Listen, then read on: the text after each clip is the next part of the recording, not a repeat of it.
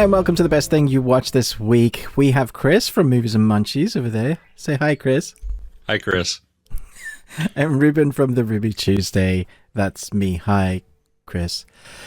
Thank you for joining us once again. We got an exciting podcast, video cast with the best things we watched this week. We're also going to be doing entertainment news and I guess talking about the things that we're looking forward to, and maybe some of that kind of Twitter news with all the entertainment news, that things that go on, they go bump in the night when you're sleeping, you wake up and the world is still there, but more chaos has ensued. That is what we will talk about. For our Patreon this week, if you're interested, and thanks to those that continue to join us on there, we're going to be talking about the worst thing we watched this week. Just because it's nice change up. It's Chris said we should do it, and I think it's one of those weeks that works well because we've got a lot to talk about. So I guess we'll pick one thing each and talk about that. Yeah, we may bleed over into more than one, but you know. Okay. But do you have a question? I do have a question. Okay, so what is the most ridiculous fact that you know? Okay. Ridiculous fact. What is the most ridiculous fact? I don't know. I'd have to think about it. What's your most ridiculous fact? You think a little bit on it, and then I'll tell you mine. Okay. More people are killed annually by donkeys than airplane crashes. Don't check the legitimacy of that. Donkeys than airplane crash. I just want to know how that comes about. Like, what is going on? What are you doing with the donkey? Because that's a lot. Because if you take over, there's a few plane crashes and some of them big, so there's got to be, sometimes there's quite a few people that die in the plane crash. Sure, but they don't. How many donkeys are going around just kicking everybody to death? Yeah. See, I don't think. I think it's in our. Not your like first world countries. I don't think that's happening as much. Maybe on some farming accidents and stuff, but I don't think I think it's more in the non-industrialized places, or at least, the smaller towns or villages that utilize livestock for work or for whatever, that maybe that's where it's happening a little bit more. So, and it's by average. I mean, it's not, and don't check the legitimacy of that. Yeah. Did one come to you? Would you like me to tell you some more? No, not yet. Maybe I'll jump in later if my brain goes, okay. Oh, I actually know some things. But until then, do you want to jump into the best thing we watched? Yes, let's do that. What's at the top of your list? It's been an interesting week. So I'm going to talk about an anime. I didn't actually get to review it this week, but it's one that a lot of people are talking about. Spy X Family, or just Spy Family. A spy on an undercover mission gets married and adopts a child as part of his cover. His wife and daughter have secrets of their own, and all three must strive to keep together. This one I really enjoyed because it's so light, it's funny, and it doesn't go down the typical really dark route that most anime does. Like, I find that most anime I like, but just sad and depression ensues, and you're just like, this is great. I'm really enjoying this. But this one, so we have this guy, he's a spy. He's like the best of the spy, and he's been set a mission. He's got to find out some information in this top school, Eton, which I think is actually one of the top schools in the world, so they've based it on fact. And so he has to find a little girl to get into Eton, but he has to have a family, so he's got to make a surrogate family. So he gets this girl, but unbeknown to him, this girl is a telepath. She can read everybody's thoughts. And then he bumps into a woman that also needs to have her surrogate family because of her brother. She said that she's had a boyfriend, and there's all this kind of other side for her that she needs to have a family. And so they come to this agreement where they're going to basically pretend to be a family. And she's one of the top assassins, but they don't know this about each other. So he's one of the best spies. She's one of the top assassins, and you got the little girl that is a telepath. And so you see them start to formulate and actually enjoy being a family, missing out on the fact that, hey, wait a minute, this is what I was missing in my life. It's the sort of thing that they start realizing actually want to protect this family, actually have need of a family. I didn't know I was missing this until suddenly he finds himself reacting like he didn't normally. His training isn't kicking in because he's like, oh, I want to protect this girl. I want to protect this woman that actually isn't my wife, that, you know, we've made forged documents and pretended. And then you get the action. So it's by Wit Studio, who are fantastic at what they do when it comes to animation. The score was very much kind of like a Cowboy and Bebop sort of score, the original anime. Has that kind of jazzy kind of overtone, which adds a nice little kind of like a pace to it. And so when you get the action sequences and they flipping and going crazy, it's cool, but it also has a very kind of suaveness to it, like much like Cowboy and Bebop. Like the characters you're watching are just cool at what they do. And then you have the comedy that comes in. And so there's first 5 episodes have dropped now. I think in some places it might be in the US, it's on Netflix, but it's also on Crunchyroll around the world and wherever else you watch your anime. But it's adapted from a manga that's very well received because it's sold millions. And finally the fans are getting this adaptation. And there was a bit of like, do we really want an anime? Because if you're ever close to a body of work, you always are a bit worried that, you know, what's the anime going to be like? So far, it's like, it's shot right up there to kind of my favorite animes. Going to continue watching. Stick this on your list. Yeah. Well, how many episodes are there going to be? Do they say? Oh, I think the standard is normally like 13 for this type of, like a 13 season, 13 episodes, 12, 13. And then there'll be a little break and come back, leave you wanting more. Nice. I don't think it's quite like Shonen, where you can get so many in a season, and there's so much recap at the beginning and the end, and end up with like 6 minutes of new content in each episode. Oh, well, goodness. Well, is it long episodes? Like, are they an hour long? No, or are they no, they're really short, like anime. 20, yeah, 20 something minutes? Like 20 minutes, yeah. Okay. Yeah. So it's super really quick binge. Super quick, yeah. Easy to get through. Huh. Well, do you know, are they going to, so that you said the first 5 episodes have dropped right now, and now each week, is it going to be just one, or are they going to drop in chunks?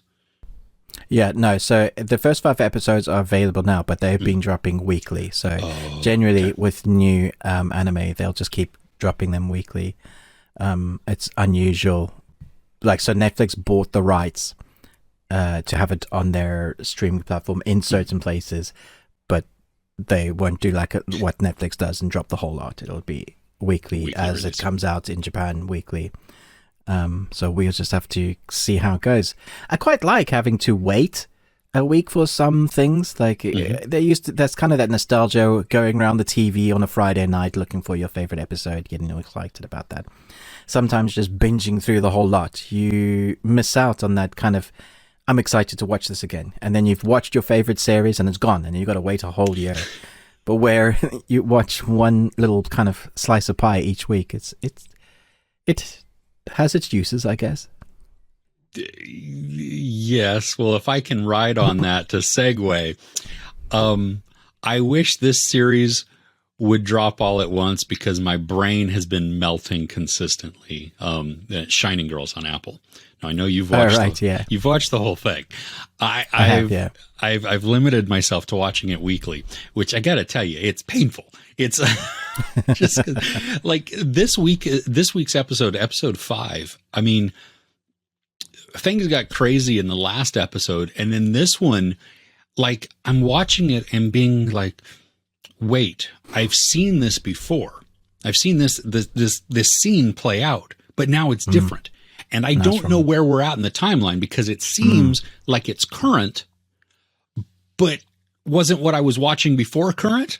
I don't know. And I mean, the way, I don't know how they're keeping it all straight, really, because you have, this is a sci-fi murder mystery type of series, and Elizabeth Moss, after a trauma, experiences shifting reality, which the way they visualize this is really cool, because, I mean, and you can't use her as even a guidepost to what is going on or what's true, because at one point she'll have short hair.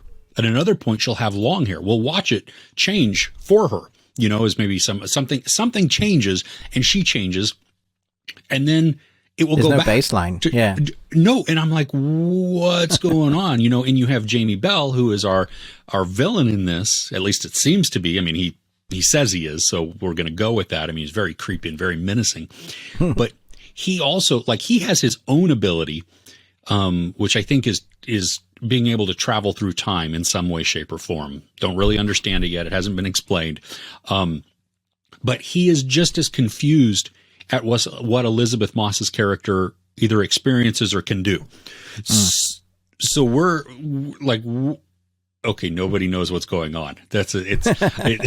It's from an audience perspective. I mean, it's wonderful. Like, it sucks me in, but at the same time, just because we've been burned so many times by shows that don't really know what they're doing, that you get to the end and be like, oh, well, so you didn't know what you were doing. There are answers for this, though. Okay. Yeah. Well, good. It's great. I mean, we paused it multiple times in this episode, my wife and I, so that we could discuss back and forth. We were like, well, wait a minute. What, are we in a different timeline, or is this past? Is this present? You know, and then trying to figure out, well, no, but see, her hair is this way. Well, yeah, but just a second ago it was this way and it changed in front of us. So it's not like, I'm lost. I mean, which is not a bad thing, because this is on my list of one of the best things that I watched this week, because it's just, I love what it's doing to my head. I wish in this instance they would have dropped it all at once so that I could, you know, because each week I play a tiny bit of catch up of like, well, what happened last week? Okay, where were we at in this? Because the time and reality are messed with so much. I think I would like the continuity of being able to just go back to back to back to back to episode. So I will certainly be doing that once the whole series is done, to watch it again. Yeah, I don't know if I could have watched it like you, that week to week. Yeah, because I needed to know, so I'll just click on the next episode. I'm like, yeah, but that doesn't make any sense. Like, why is that happening now? Wasn't she just in that time? But she didn't look like that. Why is that changed? She made sure she wrote down those notes, and yeah, it's definitely one of those that makes you question everything. Yeah. Thankfully, episode is it 8? I think 7 and 8. Mm-hmm. It's not. I don't think it was 6. I think it was 7 and 8. That is where the story gives you answers, and then makes you kind of go, "Oh, okay. How are they going to finish this then?" Okay. Yeah. Okay. Well, good. That's good. Well, and some people have said that it was it's based on a book or a series of books, maybe. And so it has source material that has, you know, presumably a laid out end. Now, obviously, I haven't read the book or the you know, any of the books that it's based on, so I don't know. I mean, just because they have an end in the book written, that doesn't mean it's good. You know, that it's satisfying. So we'll see. But yeah, nice. Before I carry on with my next one, I'm just going to do an honorable mention if I can. Yeah, you can. I'm busy working through the new HBO series, The Time Traveler's Wife. There are 6 episodes and they're 50 minutes apiece, so it's a fairly short series but long-ish episodes. For those that have read the book and watched the film that's based on the book, this, even in episode 1, does a lot different, and it expands the lore of the time traveling itself. Like, how did he know how to do certain things? Where does it come from? Is he the only one? But then it keeps the core premise of this love story where he meets this young girl, like when she's like really young, like 8 or 9 or 10, and they meet throughout, and they're always missing each other in time, but ultimately spend their life together. It's a tragic love story because he spends some time with her and then he'll disappear. It can be 5 minutes, it can be a week, it can be a month, it can be a few months, but he'll just disappear. He has no control over it. So rather than being a superpower, it's a hindrance. It's like he's got something wrong with him, like it's a medical condition, which is a very interesting way to do it. And even in episode 1, they're like showing us things like, well, what do you do when you drop in a different place? You're always naked, you have no money, no clothes, and so they're saying, well, he's got to be a thief, he's got to learn to fight, he's got to do all those things, because It's like he's like a Terminator. Well, not even like the human version. You know, in the Terminator, you got Reese, and he comes back, and you suddenly got to be able to fend for himself in every different time that he arrives in, and then try and continue to have a relationship with his future wife, which is, it's very interesting because he jumps back and forwards in time. Weird. It's brilliantly acted. I'm trying to remember. Just get it right. Have you seen the film? No, I haven't. It's Rachel McAdams, right? Is that and Eric Bana? Is that who? Maybe the guy's not right. Yeah, I thought it was Rachel. In the movie. Yeah. That's right. So so we got Theo James as Henry. Oh, okay. Who plays the time traveler, and he's pretty good in this. I like his presence. And then we got Rosie Leslie as Claire. So from Game of Thrones, you know, the red-haired lady. Yeah, she's fantastic. It's very romantic, but not in like a cheesy way where you just kind of roll your eyes and like, oh. It's done in a tragic way where you're like, yeah, no, I feel this must be really hard. If this was a real thing, this would be really hard to get through. But there's much more fantasy in it than I was expecting, like more lore in the time traveling, which I really appreciated because they don't go much into that in the film. It's more like a romance drama. This time it feels like they're spending more time, I guess, because there's 6 episodes. They can do that. So this is just to flag up coming out soon. Is it a limited series? Limited series, I believe. Okay. Yeah. May 15th. Okay. So actually on the day that this the podcast releases. Yeah. I think it might be weekly, so that might drop like the first couple episodes, and then it'll be weekly. Okay. Everybody seems to be doing that at the moment. Yeah. Do you? Yeah. HBO too. I mean, that's what they thrive on. I'm watching several series where it's just. Do you get the sense though that even though it's a tragic love story, that it has not a heartbreaking ending to this version, or do you think it's going to end in sadness also?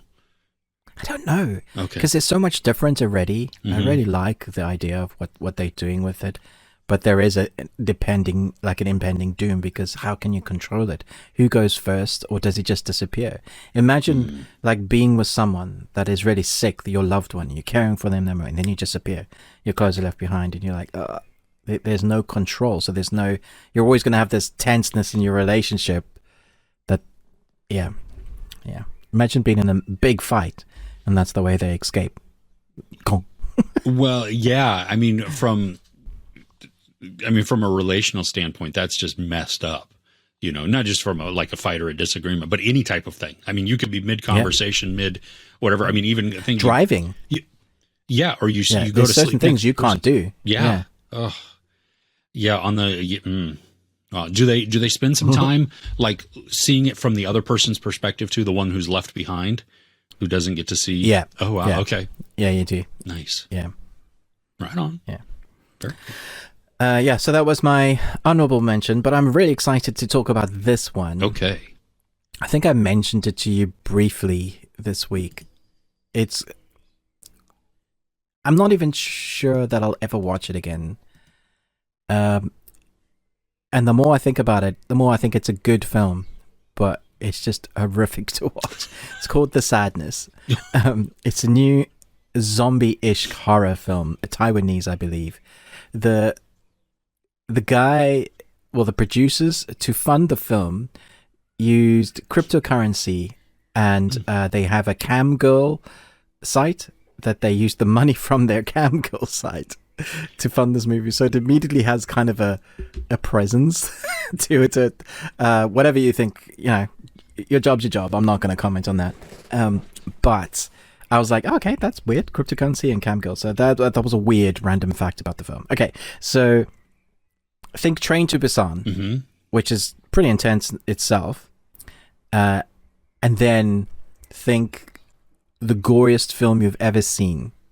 I'm thinking of things like Peter Jackson's Brain Dead, or those old 80s films where like people used body parts, that would squish them and you would see it and it would explode. Yeah. It'd be like, it's like that. And then think zombies that have intelligence, they don't lose their faculties. Just everything for you as a human being that could be evil is heightened. So your inhibitions are unlocked to a really nasty bit. Oh, wow. So if you've ever had a dark thought and that dark thought is then realized to its worst bit, that is what happens to these. And so people are like, the zombies are running at you really, really fast. But there's a scene where a guy pulls someone's eyeball out and then wants to have a sexual intercourse with that person, with his member. It's that dark, Chris. Yeah. Oh. So there's literally moments in this film where it's the conversation that you have afterwards with your friends, and that bit when that person, then they snapped the arm, and they're peeling the skin off the face, and you're just like, I know, I didn't want to watch, but my eyes were like, oh my gosh, it's and buckets and buckets of blood. But what keeps it interesting is this: you have your two protagonists that are trying to meet up to survive, not catch the disease, but get together and escape the city. And so it's a chase, but from both ends, from a female and a male perspective. You are kind of rooting for them. You don't get much of a background story because you don't need much. You see them at the beginning, you kind of care about them, and then chaos ensues. And then it's just like heart-pounding nastiness. And the reason why it's so scary is because every time you meet another group of people, you're like, oh my gosh, now what's going to happen? Don't make me. Why am I watching this? It's that sort of, yeah. So don't eat? Couldn't watch it with my family. Yeah, yeah. Definitely don't eat.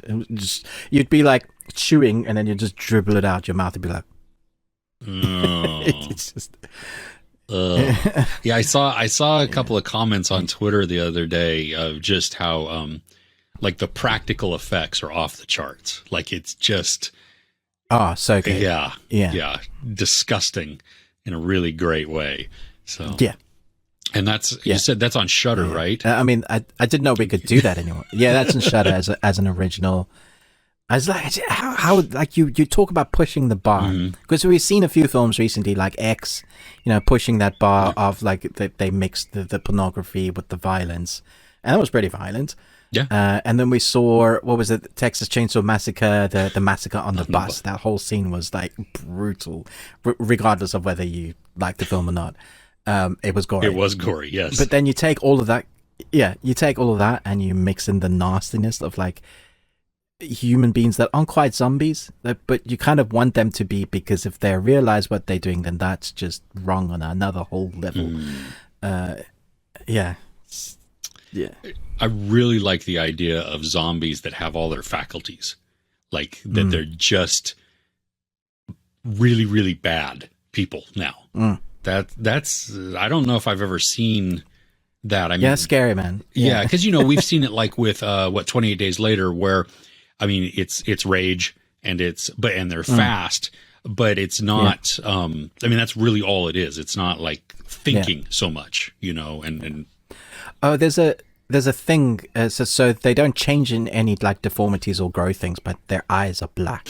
So something affects them the way they see, and the eyes just like. It's like they have no pupils anymore. It's just black. Ooh.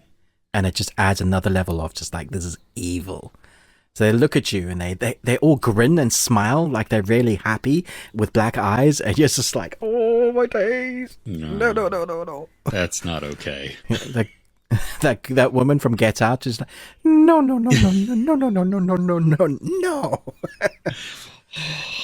Yeah. Oh, all right. I think I'm gonna have it on my list. I don't know. I mean, it's like one of those that do I want to put it on there? Yes. Do I want to put it on there? No. Watch it on your phone when nobody's around. So you're like, you don't want someone to walk in, like you got a guest, and they're like, "What are you watching?" Like somebody's being peeled head to toe, and yeah. Gosh. Okay. Well. All right. So then. Moving from one horror to the next, I watched this documentary on Netflix this week that it had been getting a lot of buzz leading up to it, but it was called Our Father. I don't know if you got a chance to to watch this. I didn't get to see it. I had the screen, and I just didn't get a time to watch it. Yeah. Yeah, it's so a documentary, true story. This fertility doctor in like an offshoot of a bigger city. I think it's in Indiana or Illinois. Doesn't really matter. Within the United States, and he, well, it starts out this girl. She discovered she doesn't really look like her parents. And like she's, just blonde hair, blue eyes. They're brunette with brown eyes, and so she's like, well, something's a little off, And she does one of those home DNA tests, and then it shows up that she has some possible half siblings. Like, what the crap? So she goes down this road. Oh. Yeah, well, and she asks her parents, and I mean she's an adult at this point, or at least a later, late, I think it was early 20s, maybe something, and her parents didn't tell her that they used donor sperm at a fertility clinic to get pregnant and have her. I think that would have solved a lot of like heartache just on her part right up front. Had they told her that when she was a little, that this is why you look different than dad. It doesn't change that he raised you. I mean, he's your father. Biology at that point doesn't matter. I mean, it's the time spent and everything else. That's what really makes you a dad. And but what comes to find out though is that this doctor, instead of using donor sperm, like they have like all of these medical residents that have, so they're highly educated, and it's regulated so that if you use a sperm donor in a location, you can use it like at the maximum of 2 or 3 times, because otherwise, if you do more than that, you run the risk of having more and more offspring that are semi-related. And, if they meet, if they have children, that causes genetic issues potentially. So they want to limit the exposure that way. So there's rules and, just guidelines that they adhere to. Well, this doctor says he's using donor sperm. Instead, he's going back into his office, having a little session one-on-one with himself, and then inseminating these women who go knowing that they're asking for donor sperm. I mean, that's that part of it. They didn't ask for his. And but to what end? Some of it's like this weird religious type of belief that you need to, procreate and have. I mean, they take like biblical scripture just way out of context, and so you see it like plastered throughout the one of those. Yeah, exactly. Throughout the fertility clinic and everything else. The bad thing though is, I mean, there's some things, and this is a minor spoiler for anybody who hasn't seen it, but it is a documentary, so there you go. There were some where the husband would come in with the wife, and he would provide a sample. So it's not like he couldn't, like he was infertile. He just maybe his sperm didn't have the mobility, and so they needed a little help or whatever. Yeah. The doctor would not use the father's sperm, but use his own. So these parents, believing that they were just, it was their biological child, was actually not. I mean, well, it was half, and what happens is you watch this clicking number just increase as the documentary goes on, as more and more people discover how many, and in the like it showed in the trailer, which is just, it becomes horrifying. It's like, oh, please don't let, when you're looking at your DNA results and you're like, oh, please don't let it be somebody I know. Oh, please don't let it be somebody I dated. Or I'm married to. I mean, there's one, this one at the end, one of the last people that they interview. I'll save that. I won't spoil that one, because it is. It sounds fascinating, to be honest. It is. It really, I mean, it's angering, because there's, like the girl who initiates this investigation, like she's the first one to discover it, and then it just unveils from there. I mean, she involves the media, they get involved, and that helps spread the word, which then helps, find all of the different half siblings. Well, they keep presenting it to the state district attorney, or the attorney general or whatever, like, dude, this has got to be illegal. There's got to be something here. And in the legal books, there's not, it doesn't classify as anything that could be legally prosecuted. It's absolutely reprehensible and disgusting. But you're like, how is this not something illegal? I mean, from a medical standpoint, you're going against their wishes.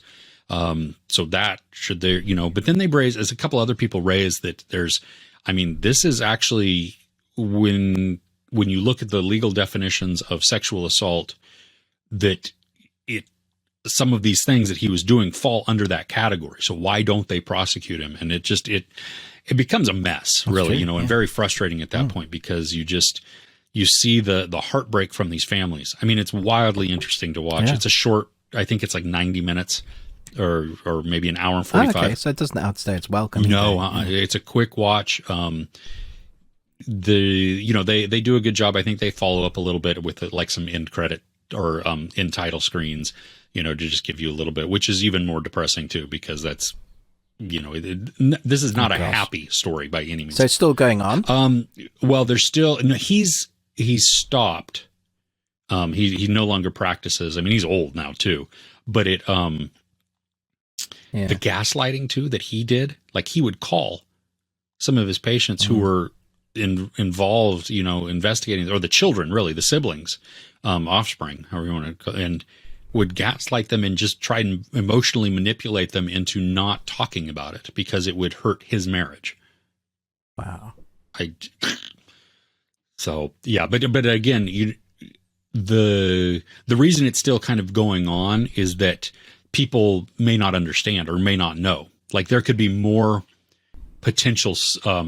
There's more people that just haven't taken a test yet, and so that is it in the hundreds. Then it was it 92, 94 when the number stopped on there, but yeah.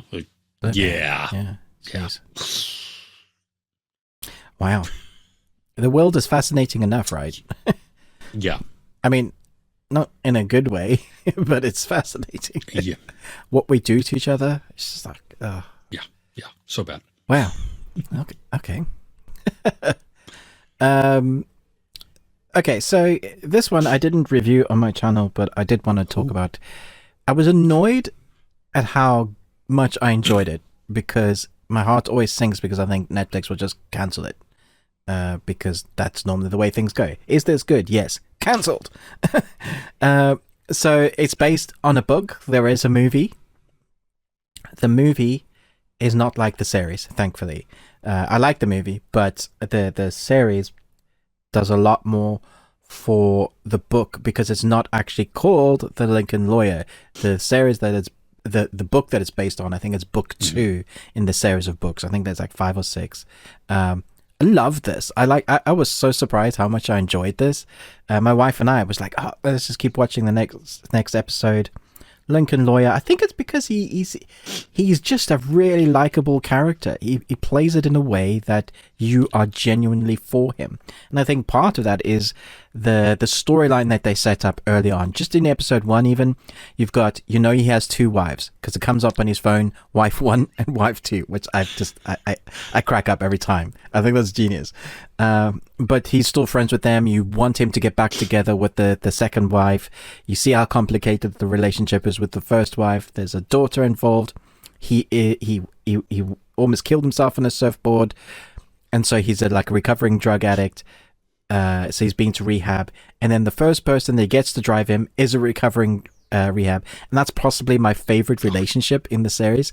Them two in the car looking after each other is the heart of the series. So when you get to the court case and he's lawyering from his Lincoln, which is another great way to do it, I was just like, man, I'm so invested in this character. So no matter what happens else in the story, with he's investigated with the world's deepest voice. Oh my gosh, I'm a man's man and I drive a motorcycle and I'm gonna go and get the information you need.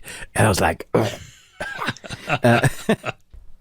amazing characters. What did you think? Maybe you didn't like it as much as no, I really did. And I agree with you. I really enjoyed and appreciated the fact that he was a good guy.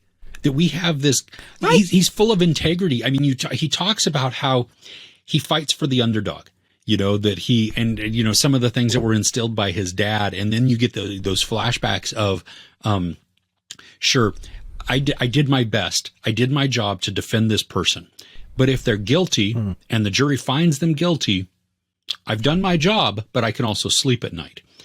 But it's when I defend the innocent person, the person I know is innocent, that's where it really comes in, where I feel it, where, and so him, because a lot of these series, a lot of the time they focus on the dark part of the character and take it down that road. Like, you know what I mean? Like they exploit the negativity of the character. And in this one, they used it in a positive light, him being an addict and needing to go to rehab, but then also help, like you said, he hires a former addict as his driver. They help each other back and forth. I mean, that dynamic, really good to be able to call. And you get to see towards the end of the series, the amount of concern that they have for each other. I mean, that is, it's grown so much over this short period of time.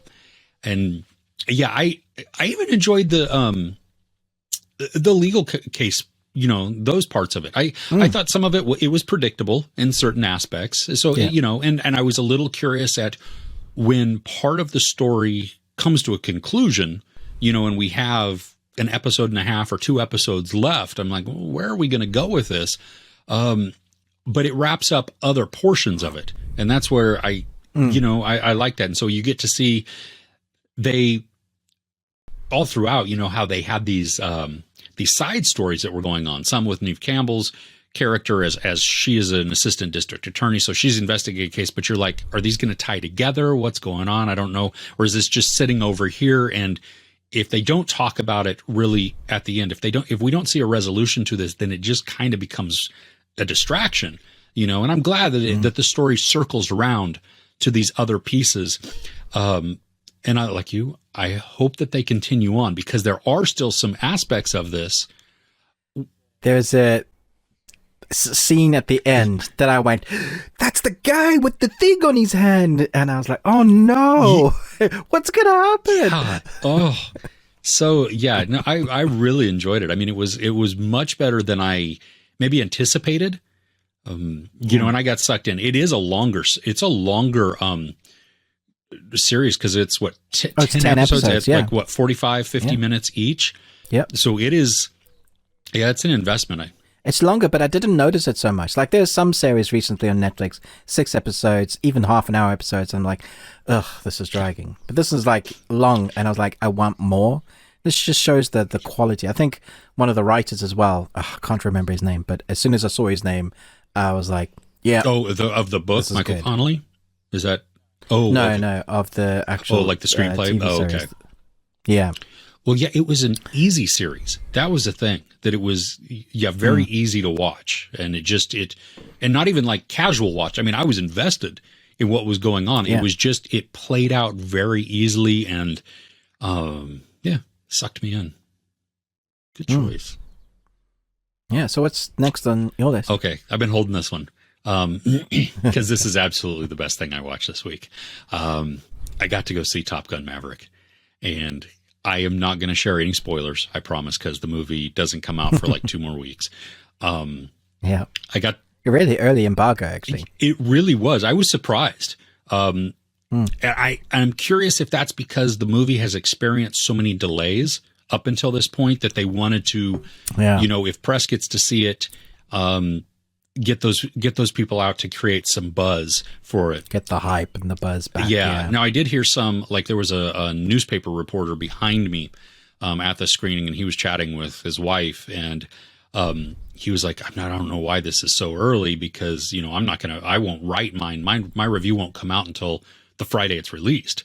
And I'm like, okay, well, yeah, I understand that because you're in that type of media and that's how that, your timeline works. But for those of us like who are doing YouTube or online type of things, the studio kind of wants some of this early generating buzz. Yeah. Can I quote you? Flippin' heck. This movie just, it's okay. First off, we didn't think it existed. we Right, yeah. No, we didn't. We thought it's just a trailer. They're teasing us. It's not real. Holy crap. Okay. So let me get some of the negatives out of the way just right off the bat. It's not a perfect movie. Okay. There's character development that is lacking in certain things. There's even some character arcs that they're nice, but they're essentially not needed for the whole story. No big deal. Okay. Everything else, I mean, the character dynamics, I felt, and you don't need to see the movie, or you do need to see this movie, but you don't need to see the first Top Gun to get into this movie. But there's no danger zone to get into. No, well, it helps though if you have, because the key emotional moments, there's certain ones that tie back to the original, and they make what happens in this one more impactful. Do you still understand the concept? Sort of, I think, but it's not going to be you're probably like a couple of these moments you're like, I don't know. I see some flashbacks here, and they use flashbacks really efficiently, which is nice too. But so if you have seen it, this will hit harder in different areas and be better. Okay. Yeah. So the character dynamics, they're great. I love the conflict story that Tom Cruise is on. His story, because it's layered. It's not just him as Maverick, as the fighter pilot who bucks authority, that we saw a lot in the first one. I mean, he's still that's still there, but that's not what the story really lays on. It dives deeper into some emotional and some relational aspects that span across multiple characters. And that, so you get very emotionally invested in that. This mission that they have to go on, I loved that they spend so much time talking about it, showing us, practicing it, everything else, which you would think then when they get to the actual mission, it becomes kind of boring because you're like, well, we've seen this or whatever. No, it's even more intense. I mean, the movie sets up these scenes in such a way to build the anticipation so that when we get that final payoff, it's like, I can't breathe. I'm holding my breath so much. The footage. Oh, yeah. But is there a military reason for them to be there? Is there a military story? Because otherwise it's just them training the best of the best. Like, is there a story? There is a story in there. Yes. It's which I didn't remember that there were vague bad guys, like nondescript bad guys in the first movie. Yeah, they were. Well, this is very obvious that no villain is actually named. It felt like almost like literally they cut the words out. In the sentence that they, is it because it's like Russian? My guess is based on the locale that it's probably Russian. They never say that. There's no markings on the plane, anything like that. So it could be. It really could. But based on the locale, that would be my guess. So it's the camera footage is so stinking immersive. I mean, I don't know how I need to go and find the whole behind the scenes making of type of things, these featurettes, because it is incredible. I mean, you watch, especially as they have to do these tight maneuvers in a very quick amount of time. And there's a time limit to it also. And so you watch the actors, I mean, like just slamming up against the sides of the plane as they're pulling these G's. And it's just, and then you'll get there's some shots from outside. There's some chasing shots. I don't know how they did that. There's some where the plane had to have been flying parallel to the other planes that are going on. And then you see that it's just, nice. Yeah, it is. I was lucky enough to see it in IMAX. And so it's already a big screen, and so the regular scenes on the ground, any of that is widescreen. And then when they go up into the air, it becomes full IMAX screen. And so you get just the full scope of everything that's happening. This, like, super exciting. I mean, you can't, like an adrenaline rush, but that's earned every bit of the way. It's interesting because people, I know, like if you're a big fan of the first one, you'll probably go and watch this one. But there was some buzz when people first mentioned it, and that kind of dropped out. And then people were like, but what actually is this? Is this just going to be a reboot of the original? Do we even need it? You know, like, stop remaking our great 80s films. Yeah, I'm the first one to put up my hand. It's like, yeah, stop it. Why are you remaking The Crow? I will find you and slap you with a wet fish and get banned on Twitter. But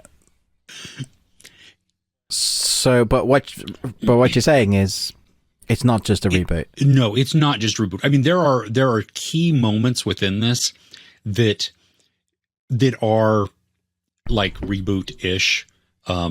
And they're more so, rather than reboot, it's fan service. You know, it's taking the audience that loved the first one or enjoyed the first one and being like, here's why you enjoyed that, and let's crank it up to 11 for you. You know, nice. Yeah, and you have, I mean, the score. I loved the score, especially as they infuse the original within it. You know, the dun, dun, dun, dun, dun, dun, you know, and the dong, and you're just like, ooh, that's just, I know something cool's about to happen. You know, yeah, it has moments. I mean, because you can look at it and go, okay, so I saw in the trailer there's a beach scene with, you know, the shirtless guys playing on the beach. Okay, we had beach volleyball in the first one. This isn't volleyball, but it's still shirtless guys on the beach, you know, playing around. Because it's not Top Gun if you don't have that. But it has a story purpose, though. That's the one good thing too. That in this, the story actually, cool. Yeah, it's not just there for the sake of it. Yeah, it addresses it, which I thought was pretty good because it takes away some of that that reboot-ish or that laziness of storytelling. You know what I mean? Like, well, we had it in the first one, we'll just put it in this one and we'll call it good. Well, no, we're going to actually give it a reason for this, and it's going to tie into the story. And so therefore, hey, it makes sense now.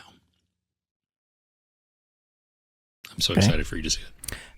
Last question before we move on. Are there cameos from the first film in this one? Because I was wondering if people like Meg Ryan they might pitch up. Well, because they use footage from the first movie, it's sparingly used, but it's there to enhance different areas of the story, just to give you a little bit more context, or maybe to remind you of, oh, that was what was going on in the scene, something like that. So you're bound to see some people that don't necessarily make it into the film or however, but there's, so I'll leave it at that because, spoiler territory. Yeah. Okay, cool. Yeah. Okay, cool. Great. Well, I think I'm done with my best things. Okay. Have you got any more to talk about? No, that's pretty much all I got. So nice. Well, thank you for tuning in with us, for following along. Tell us what in the comments, what are some of the best things that you watched this week? We would love to hear what was on your radar. And again, it doesn't have to be new. I mean, it's only what did you like? What did you have fun with? Because that's what makes it onto my list then. That's what's outstanding is when I love getting those recommendations because I add them to the, that growing Google Docs list of things to check out when I get the opportunity. So that's fun. So please keep the suggestions and recommendations coming of the best things that you watched. You can always tweet at us at Best We Watched. Please like, share, subscribe. Ruben with the Ruby Tuesday. Me, Chris, with Movies and Munchies. If you want the full audio version, you can head over to whatever podcasting platform that you happen to listen to or use. Find us for the best thing we watched. I know how to speak. We're on pretty much every platform. Well, I mean, there's probably tiny ones where you're like, oh, you're not on this one. Well, okay. We're on the big ones, at least. Like, share, or like and rate and review us. That's really what I want to say on those platforms, please, because that helps us out too. And as a reminder, check us out on Patreon, patreon.com/thebeardedones, where there is a ton of content over there, from personal stories, trips to the cinema, travel travel things, our MCU tier list ranking, 1 minute movie review contests. That's the word that was a C word. But anyway, yeah, there's a ton on there. We'd love to have you check that out and become part of that. With that, we will see you next week. Take care.